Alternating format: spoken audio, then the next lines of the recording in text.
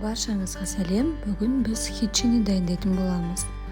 Ең алдымен айранымыздың бір бөлігіне 1 шай қасық ас содасын салып, тұндырып аламыз. 750 грамм ұнымызға 1 шай қасық тұз, 1 шай қасық шекер салып, оның үстіне ерітілген майды құямыз. Барлығын жақсылап араластырып, тұндырылған ас содамызды құямыз. Айран мен сүтімізді араластырып, ұнымызға құйып, қамыр илейміз.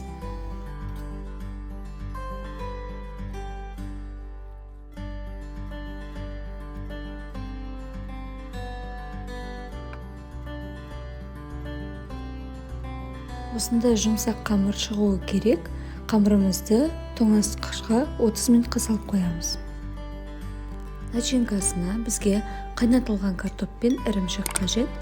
Екеуін араластырып, мен 2 бөлікке бөліп, біріне аскөк қостым, екіншісіне қосқан жоқпын.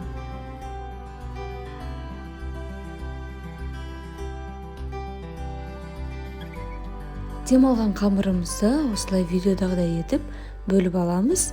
Менде 10 штук шықты.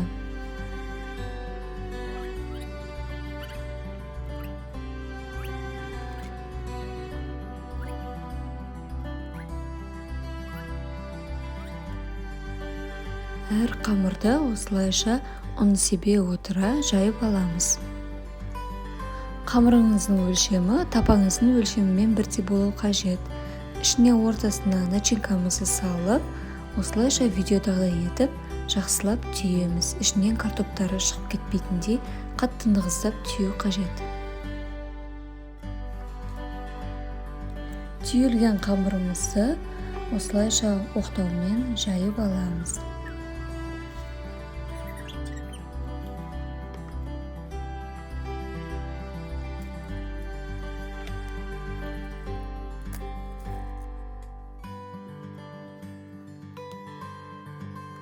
Қамырыңыздың қалыңдығы қатты жұқа немесе қатты қалың болмау керек.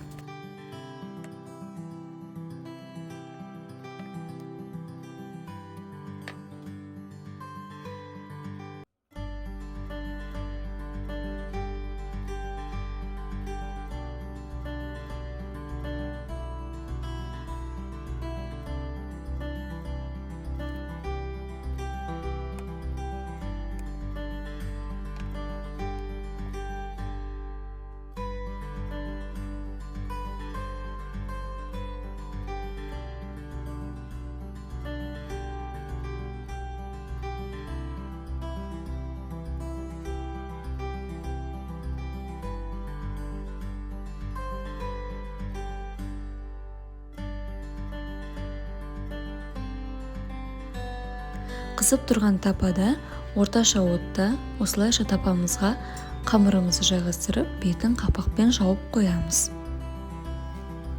Қамырдың әр беті 3 минуттан піседі.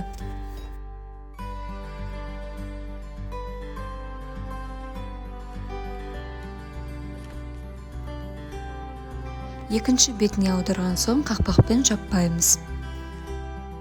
Осылайша беті көтеріледі. Зубочисткамен тестеңіз болады. Әр піскен қамырдан соң майлап отыруды ұмытпаңыз.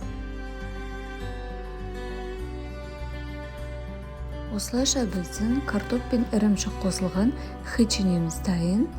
Ас болсын, менің каналыма тіркеліп, лайк басуды ұмытпаңыз. Алда көптеген рецепттермен бөлісетін боламын.